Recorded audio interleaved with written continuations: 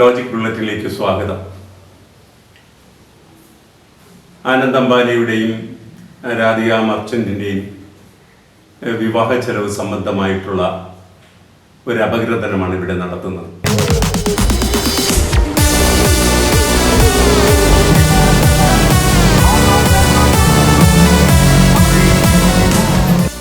ഒരു 5000 കോടി രൂപയുടെ ചെലവാണ് ഈ വിവാഹത്തിനായി നടത്തിയത്.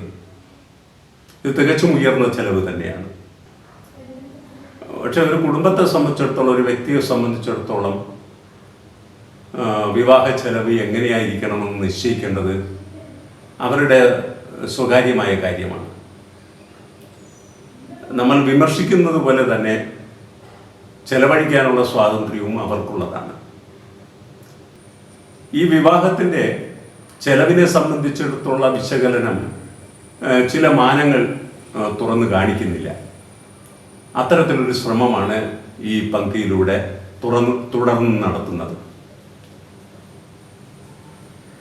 വിവാഹ കമ്പോളം എന്ന നിലയിലേക്ക് ഇന്ത്യയിലെ വിവാഹങ്ങൾ മാറിയിരിക്കുന്നു.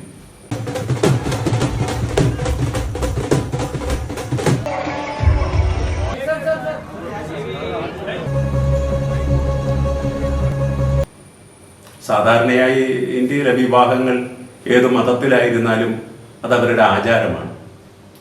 ആചാരപ്രകാരം നടക്കുന്ന ഒരു ചടങ്ങാണ് വിവാഹം എന്ന് പറയുന്നത്. പക്ഷെ അത് മാറിയിരിക്കുന്നു. ഇന്നതൊരു വിവാഹ കമ്പോളമായി മാറിയിരിക്കുന്നു.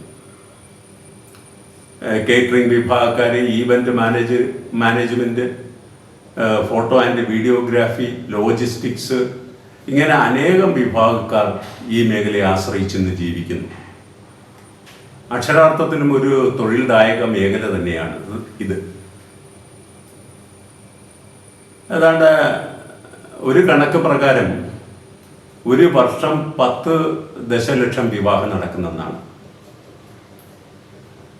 4.23 ലക്ഷം കോടി രൂപയാണ് 2023 വിവാഹ ചെലവ്. ഒരു വിവാഹത്തിന് ശരാശരി 20 ലക്ഷം രൂപ ചെലവഴിക്കുന്നുവെന്നാണ് മറ്റൊരു കണക്ക് പറയുന്നത്. നോക്കണം, നമ്മുടെ ആളോഹരി വരുമാനം ഏറ്റവും പുതിയ കണക്കനുസരിച്ച് 2 ലക്ഷത്തിന് മുകളിലാണ്. 2.11 ലക്ഷം. അപ്പം അതിൻ്റെ 10 ഇരട്ടി നമ്മൾ ശരാശരി ഒരു വിവാഹത്തിനായി ചെലവഴിക്കുന്നു. ഇത് വളരെ ഉയർന്ന ചെലവ് തന്നെയാണ് സാധാരണ നിലയിൽ നോക്കുമ്പോഴും. അതുകൊണ്ടാണ് ഈ കടക്കണി സംഭവിക്കുന്നതിൻ്റെ ഒരു വലിയ കാര്യമെന്ന് പറയുന്നത്. ഇതിൻ്റെ മറ്റു ചില മാനങ്ങൾ കൂടി നമുക്ക് പരിശോധിക്കാം. അതിൽ പ്രധാനപ്പെട്ടത് വെഡ് ഇന്ത്യ എന്ന് പറയുന്ന ആശയം.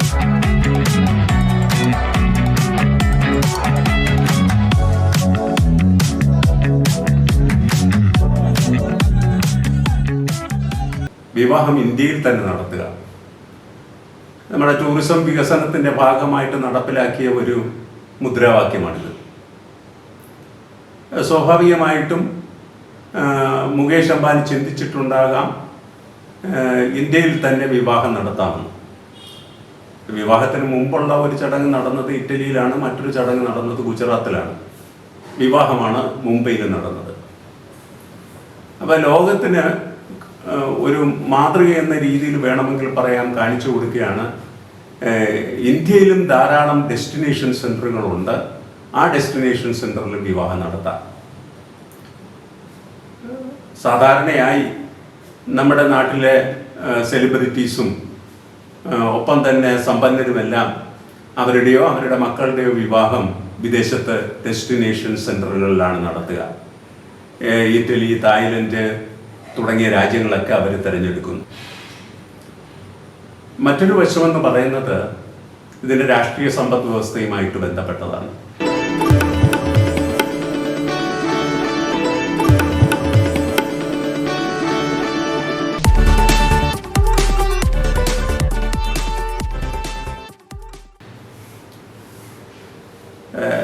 രാഷ്ട്രീയ സമ്പദ് വ്യവസ്ഥ എന്ന് പറയുമ്പോൾ അതിനകത്തൊരു രാഷ്ട്രീയ നേതൃത്വവുമായിട്ടുള്ള മുകേഷ് അംബാനിയുടെ ബന്ധം സ്ഥാപിക്കലോ അല്ലെങ്കിൽ ചങ്ങാത്തം ഊട്ടി വളർത്തലോ ആണ് ഈ വിവാഹത്തിലൂടെ സംഭവിച്ചിരിക്കുന്ന മറ്റൊരു കാര്യം. മുകേഷ് അംബാനി അക്ഷരാർത്ഥത്തിൽ ഒരു ശതകോടീശ്വരനാണല്ലോ. ഏഷ്യയിലെ ഏറ്റവും വലിയ സമ്പന്നൻ. ഫോർബ്സ് മാഗസിൻ്റെ കണക്ക് പ്രകാരം ലോകത്തിലെ 9ാം സ്ഥാനം വഹിക്കുന്ന ആൾ. 10 ലക്ഷം കോടി രൂപയിലധികം അദ്ദേഹത്തിന് സമ്പത്തുള്ളതായിട്ട് കണക്കാക്കുന്നു. സ്വാഭാവികമായിട്ടും ഇദ്ദേഹത്തിന് രാഷ്ട്രീയക്കാരുമായിട്ട് നല്ല ബന്ധം സ്ഥാപിക്കുന്നതിന് ബുദ്ധിമുട്ടുണ്ടാവില്ല. അതിവിടെ ഊട്ടി വളർത്താനുള്ള ഒരു ശ്രമം അദ്ദേഹം നടത്തുന്നു.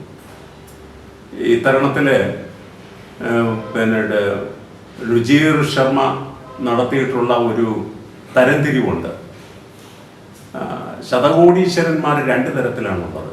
ഒന്ന്, സ്വാഭാവികമായിട്ടും അവരുടെ കമ്പോളത്തിലെ മത്സരത്തെ അതിജീവിച്ചും നവീകരണം നടത്തിയും സമ്പത്ത് ആർജിക്കുന്നവർ. ഇക്കൂട്ടൊരു രാജ്യത്തിന് അഭികാമ്യമാണ്. രണ്ടാമത്തെ കൂട്ടരെന്ന് പറയുന്നത് അവരെ കഴിവുകൾ വിനിയോഗിച്ച് വളരുന്നതിനോടൊപ്പം തന്നെ രാഷ്ട്രീയ ബന്ധങ്ങൾ സമർത്ഥമായി വിനിയോഗിച്ചുകൊണ്ട് സമ്പത്ത് കൂടുതൽ ആർജിക്കുന്നു. ഒപ്പം തന്നെ അവർക്ക് പാരമ്പര്യമായിട്ടും സ്വത്ത് കിട്ടിയിട്ടുണ്ടാവും. ഇതാണ് രണ്ടാമത്തെ കൂട്ടർ.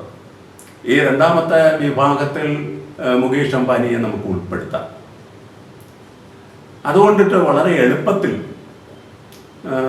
അദ്ദേഹത്തിന് രാഷ്ട്രീയക്കാരുമായിട്ട് ബന്ധം സ്ഥാപിക്കാനും അനുകൂലമായിട്ടുള്ള തീരുമാനങ്ങൾ എടുപ്പിക്കാനും സാധിക്കുന്നു. വിവാഹത്തിലൂടെ അതും സാധ്യമാകുന്ന ഒരു കാര്യം തന്നെയാണ്. ഇതിനപ്പുറം രാഷ്ട്രീയ സമ്പദ് വ്യവസ്ഥയുമായി ബന്ധപ്പെട്ട് വായിക്കേണ്ട മറ്റൊരു കാര്യമെന്ന് പറയുന്നത് അസമത്വമാണ്. നാട്ടിൽ നിൽക്കുന്ന മുകേഷ് അംബാനിയുടെ സമ്പത്തിൻ്റെ അളവ് നോക്കിക്കഴിഞ്ഞിരുന്നാൽ രാജ്യത്തിൻ്റെ ദേശീയ വരുമാനത്തിൻ്റെ 3% സമാനമായ സമ്പത്താണുള്ളത്. 144 കോടി ജനങ്ങളിൽ ഒരാൾ ആണ് മുകേഷ് അംബാനി എന്ന് ഓർക്കണം. മറ്റൊരു കണക്ക് പ്രകാരം മുകൾ തട്ടിലുള്ള 1% ആളുകൾ മൊത്തം സമ്പത്തിൻ്റെ 22% കൈയടക്കി വെച്ചിരിക്കുന്നത്.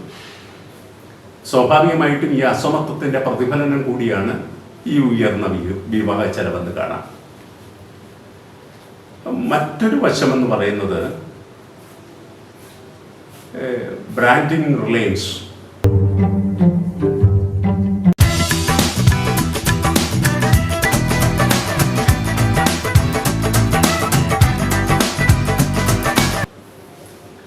റിലയൻസിനെ ലോകത്ത് മുഴുവനും ബ്രാൻഡ് ചെയ്യുക.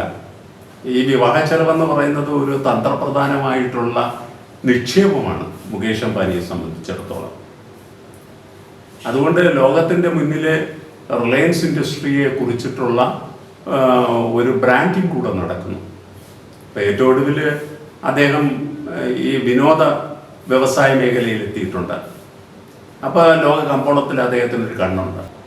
കൂടാതെ ജിയോ കൺവെൻഷൻ സെൻറ്ററിലാണ് ഈ വിവാഹം നടന്നത്. അപ്പോൾ അതിമനോഹരമായ ഒരു കൺവെൻഷൻ സെൻറ്റർ ഇന്ത്യയിലുണ്ടെന്നും അവിടെ വന്ന് വിവാഹം നടത്താനും സാധിക്കുമെന്നുള്ള ഒരു ബ്രാൻഡിങ് കൂടെ ഇതിനകത്ത് നടക്കുന്നു. അപ്പോൾ ഇവിടെ ഉയരുന്നൊരു ചോദ്യം, ഇത്തരം പ്രവൃത്തികളിലൂടെ അതിൻ്റെ ധാർമ്മികതയാണ് ചോദ്യം ചെയ്യുന്നത്. അത് ബിസിനസ്സിൽ ഇന്ന് അകലെയായിട്ടുള്ള ഒരു കാര്യമാണെന്ന് ദുഃഖത്തോടെ രേഖപ്പെടുത്തിക്കൊണ്ട് ഈ പങ്ക്തി ഇവിടെ അവസാനിപ്പിക്കുന്നു. നന്ദി.